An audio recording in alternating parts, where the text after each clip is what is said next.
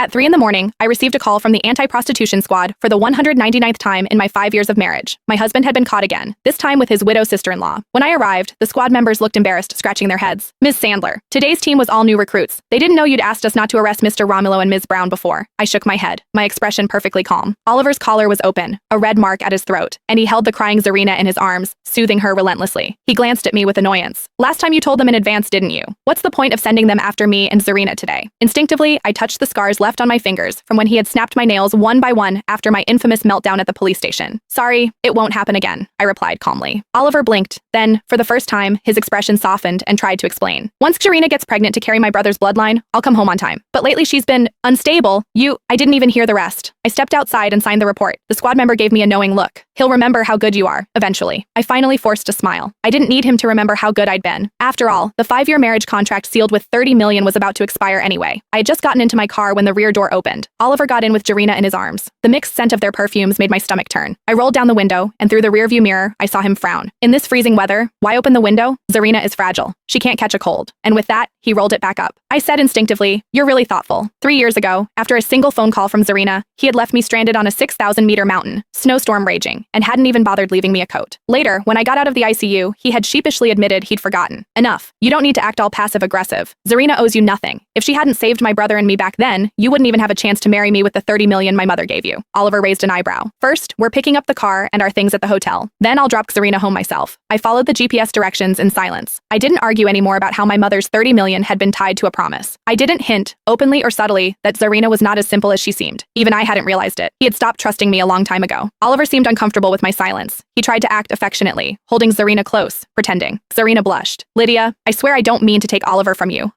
When my episodes hit, I forget everything. Seeing him reminds me of my late husband. When I have a child, I'll stay far away from you, so you'll have time to have one of your own." I slowly let go of the steering wheel, placing my hand on my flat belly. Here, I had already lost 3 children. Oliver looked displeased. "Why are you talking like this? Can someone as clumsy as you even take care of yourself?" I was about to respond when the car suddenly braked sharply. "We're here." I rubbed my hands, still cold despite the heater, and opened the door. Out of the corner of my eye, I saw him escort Zarina back to the hotel, carrying a bag full of adult toys. Zarina tossed her torn clothes aside, cheeks burning, casting subtle glances toward the direction my car had parked. When they got into his supercar, I turned the wheel and drove away. At the traffic light, Oliver unusually reached out to me. "Later, I'll go home to get some documents. Want an egg tart for breakfast?" So many times in the past, after leaving the police station, he would ask me if I wanted an egg tart. The first time, I cried through it, but today, I felt sick of it. I didn't reply. Instead, I used the last few seconds of the red light to answer my late mother-in-law's estate lawyer. "Attorney Palmer, thank you for the reminder. I haven't forgotten my agreement with Mom. I'll be there in 7 days to sign the papers on time." The wind hit me on the way home, and by the time I arrived, I felt lightheaded. Sitting half awake on the living room sofa, my fingers, still scarred